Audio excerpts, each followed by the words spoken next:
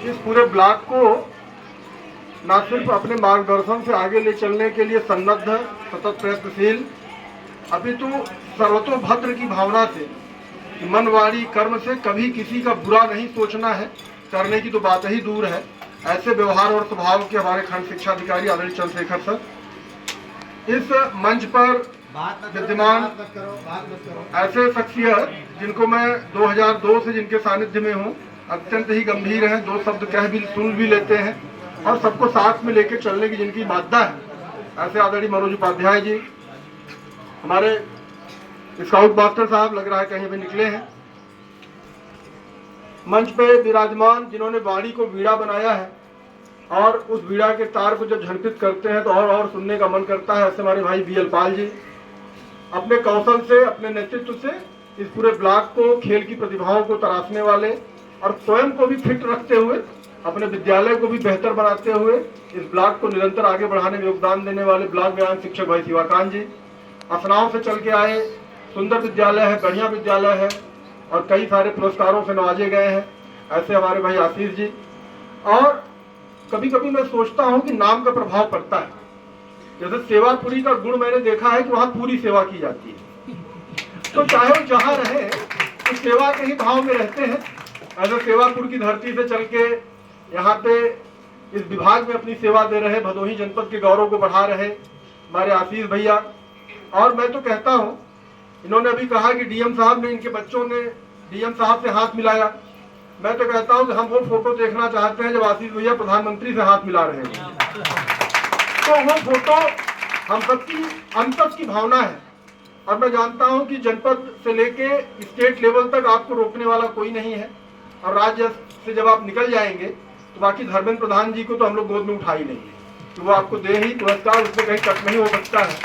तो आज इस महनीय अवसर पे इस विद्यालय के जितने भी स्टाफ हैं, मैंने ये देखा है कि वाकई में आशीष भाई साहब ने इस तरह से विद्यालय को संवारा है कि मैं अभी टॉयलेट गया था तो मैंने कहा भाई टॉयलेट भी ऐसा बनवाया है कि व्यक्ति 5 मिनट से पहले निकल ना सके। अब आप सोचेंगे ऐसा क्या है, इतने सारे पोस्टर उसके अंदर लगा रखे हैं कि अगर एक एक को भी आप पढ़ेंगे तो 5 मिनट लग जाएंगे। तो पहला ऐसा टॉयलेट मैंने देखा, साफ सफाई के साथ साथ अंदर बैठिए तो किसी और ध्यान में मत जाइए, इसी विद्यालय के प्रतिभाओं को देखते रहिए। तो इस तरह के आइडिया कहाँ से लाते हैं भाई साहब, और जितना काम इस विद्यालय में चलता है, जिस तरह से इस विद्यालय को सजाते हैं, संवारते हैं, आगे बढ़ाते हैं, वाकई में इसके लिए बहुत जज्बा चाहिए, बहुत जुनून चाहिए। और मैं ये बिल्कुल कहने, मुझे कोई गुरेज नहीं है कि जब व्यक्ति काम करेगा तो उसके अंदर थोड़ा तो गर्व होना ही चाहिए, उसको थोड़ा इगोइस्ट होना ही चाहिए। क्यों? अगर आप ऐसा नहीं रखते हैं ना तो सब लोग आपको बस सामान्य सा ही समझेंगे और आपके साथ असामान्य व्यवहार होने की आदत हो जाएगी। तो प्रतिकार भी करते हैं भाई साहब जहाँ जरूरत पड़ती है, वो बहुत अच्छी बात है। और पूरा यह विद्यालय और विद्यालय के बच्चे, मैं तो इन बच्चों से सिर्फ यही कहूंगा, क्योंकि मुझे सुनने वाले ये बच्चे ही हैं और हमारे जो मंचस्थ हैं तो सब विद्वतजन हैं। हमारे छविनाथ जी के घर से जो अनिल जी, सुनील जी और उनका एक पौत्र आया हुआ है, सोया हुआ है। तो बच्चों मैं सिर्फ ये कहूंगा कि ये जितने भी इवेंट हो रहे हैं ना, इसमें 2 चीजें हमेशा याद रखना।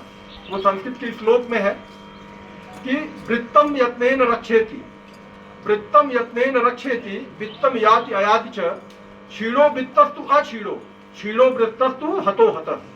यानी चरित्र की यत्न पूर्वक रक्षा करनी चाहिए। धन तो आता है, चला जाता है, धन से छीड़ हुआ मनुष्य हीन नहीं होता है, लेकिन चरित्र से छीड़ हुआ मनुष्य जीवन में फिर कुछ नहीं कर पाता है। तो आज ध्यानचंद की जयंती पे ये जो खेल है ना, ये आपके चरित्र निर्माण में, आपके व्यक्तित्व निर्माण में और इस पूरे हमारे समाज के निर्माण में जो एक महनीय भूमिका निभाएगा, इसके लिए बहुत जरूरी है कि इस प्रकार से जो योग का कार्यक्रम यहाँ पे अभी हुआ, मुझे बहुत आह्लादित हूँ मैं कि बच्चे कितना सुंदर तरीके से सब कुछ करते हैं और इतने देर से बच्चे अनुशासित होकर बैठे हैं। मुझे भान ही नहीं हुआ कि भोजन किए हैं कि नहीं किए हैं।